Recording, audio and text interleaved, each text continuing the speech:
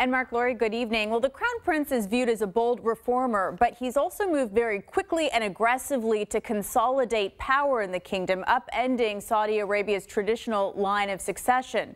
While seen as ruthless by some, he's also been hailed for his efforts to modernize his country, pursuing an ambitious vision to diversify the economy, which could explain multiple stops across the U.S., meeting with VIPs from coast to coast. At just 32, he's Saudi Arabia's second most powerful person, named heir to the throne. Mohammed bin Salman, known by his initials MBS, is among the Middle East's most wealthy and most powerful. And he's now on a coast-to-coast tour, a mix of business and politics, meeting with some of the biggest VIPs, influencers, and politicians in the United States. The prince's visit began last week in Washington, D.C., with a meeting with President Trump. But now his focus turns to tech and Hollywood. While in Western Washington, Prince Mohammed will reportedly meet with not only Boeing, but Bill Gates, Jeff Bezos, as well as the current CEOs of Microsoft and possibly Starbucks.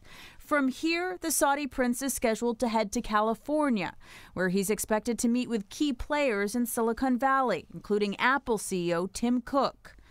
In Los Angeles, he reportedly will meet with the top names in entertainment, everyone from Oprah Winfrey to the CEO of Disney, talent agent Ari Emanuel, studio heads, and possibly Rupert Murdoch. Those are just some of the names on a trip designed to attract new business and American investment and reinforce U.S.-Saudi relations. Prince Mohammed has talked about plans for significant economic and social change in Saudi Arabia. That includes diversifying an economy that's long been dependent on oil. His vision includes building up Saudi Arabia's tech sector, as well as tourism and entertainment.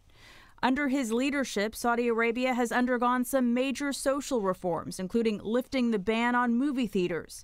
Also, women in Saudi Arabia have been granted more rights. They're now able to attend sporting events and drive cars. But experts on the region say overall rights still remain an issue. And Prince Mohammed made headlines for controversial arrests of hundreds of business people and officials last year.